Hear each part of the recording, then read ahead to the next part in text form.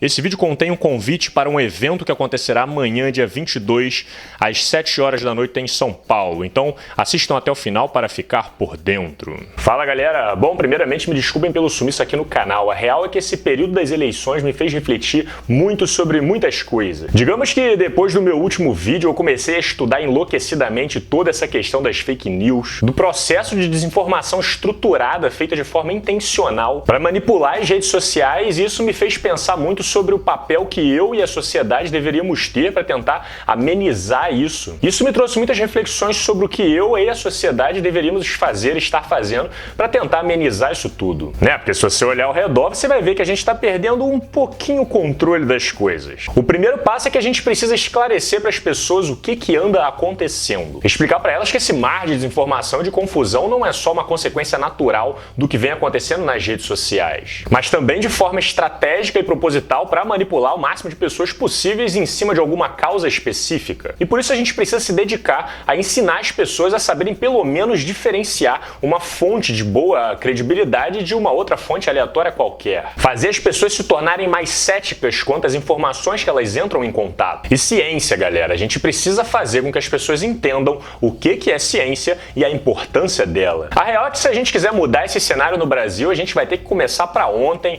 a atuar em várias frentes diferentes. Desde conversas e esclarecimentos com as pessoas ao nosso redor sobre o que é ciência, passando por divulgação científica nas ruas, em centros sociais dos mais variados, principalmente dentro das redes sociais. Para quem não conhece, a gente já tem o Science Vlogs Brasil, que é uma rede de canais científicos que divulgam ciência regularmente já há uns 3 anos aqui no YouTube e em outras redes também. Assim como estão surgindo várias agências de fact-checking, né, que é para você checar a veracidade das informações que estão sendo divulgadas por aí. Elas verificam se a informação é falsa ou verdadeira e trazem esclarecimento para o povo. Vacina não causa autismo. É difícil de entender, né? E quanto mais iniciativas surgirem nesse sentido, melhor para todo mundo. O problema é que o excesso de informação promovido pelas redes sociais está fazendo com que as pessoas não saibam mais em que acreditar e que tipo de informação utilizar para nortear o seu caminho. E é nessa linha de raciocínio que a gente começa a entender por que é tão preocupante ter um povo que elege um governo que não faz a menor ideia do que seja a ciência, que não entende o que é o método científico, que não dá a mínima para os estudos, que sai aprovando ações populares adoidadamente, correndo o risco de prejudicar a sociedade apenas para ganhar aquele voto do povão que acaba que é quem paga a conta depois. Mas, para nossa sorte, para trazer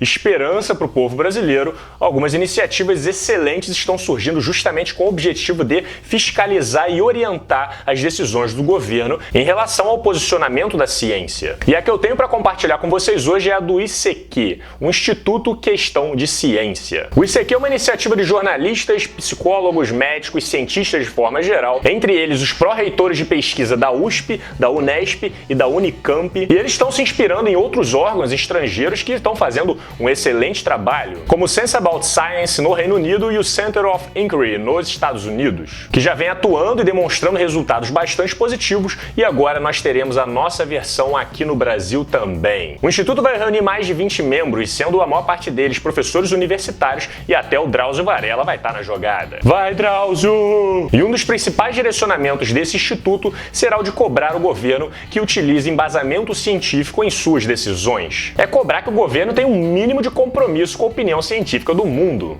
Por exemplo, para quem não lembra, há pouco tempo atrás o governo resolveu dar uma canetada para liberar um medicamento que supostamente iria curar o câncer, né? A famosa polêmica da fosfoetanolamina. O medicamento ainda não tinha passado por nenhum teste clínico e mesmo assim foi autorizado pelo governo para ser liberado para os pacientes. Para quem não entende o problema nisso tudo, eu vou deixar aqui alguns vídeos do Pirula que falou muito bem e se envolveu com essa polêmica lá naquela época, tentando esclarecer ao povo o problema dessa situação. Mas e o resto dos cientistas no Brasil? Como é que eles atuaram para se posicionar contra isso que estava acontecendo? Lá fora, a Nature, que é uma das revistas de maior credibilidade científica do mundo, fez uma carta de repúdio evidenciando a irresponsabilidade do governo brasileiro e a falta de relação e de contato com ele com os cientistas daqui do Brasil. O governo brasileiro nesse episódio deixou bem claro que ele não entende nada de método científico e de que ele não está muito preocupado com a opinião da ciência pelo mundo. E essa é uma das razões do Instituto Questão de Ciência se organizar. Se eles estivessem atuantes naquela época, talvez eles tivessem conseguido fazer algum tipo de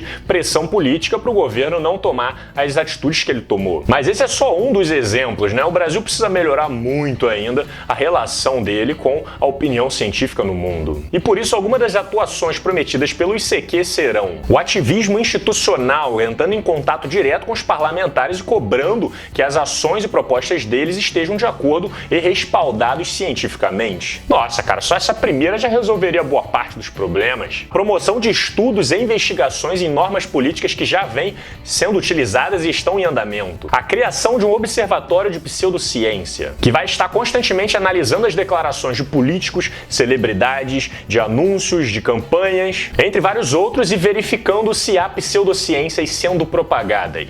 E se estiverem, os cientistas do Instituto irão se pronunciar esclarecendo a população. E por último, eles vão se organizar para promover políticas de conscientização científica por meio de jornais, pelo ensino do método científico em escolas e universidades, além de tudo quanto for ambiente que a ciência puder contribuir. De acordo com eles, a primeira atuação do Instituto será em relação aos tratamentos alternativos que foram implementados no SUS recentemente. Para quem não sabe, o SUS implementou até 29 práticas de tratamentos alternativos, como geoterapia, aromoterapia, reiki, ozonoterapia, entre vários outros. E galera, o problema não é vocês gostarem dos tratamentos ou não, a questão é que nenhum deles tem um menor fundamento científico que demonstre que eles são eficientes para curar alguma coisa. E enquanto tem dinheiro sobrando para financiar essas novas técnicas pseudocientíficas, tá faltando recurso para financiar as técnicas que realmente são embasadas cientificamente e podem trazer uma cura para as pessoas. Esses recursos têm que ser bem aproveitados pelo governo, vocês não acham? Sem contar os casos de pessoas que abandonam o tratamento convencional para arriscar fazer algo alternativo e no final acabam piorando justamente porque largaram um tratamento que era evidenciado que poderia funcionar. Então assim, o povo é livre para acreditar e fazer o que quiser, mas um governo que se preze deve servir de exemplo e demonstrar que as suas ações têm um mínimo de respaldo científico. Então, para o pessoal de São Paulo e redondezas, a inauguração do Instituto vai ser amanhã, quinta-feira, dia 22 de novembro. O pessoal está organizando um evento grande que vai rolar ali no Hotel Sheraton, na Avenida das Nações Unidas,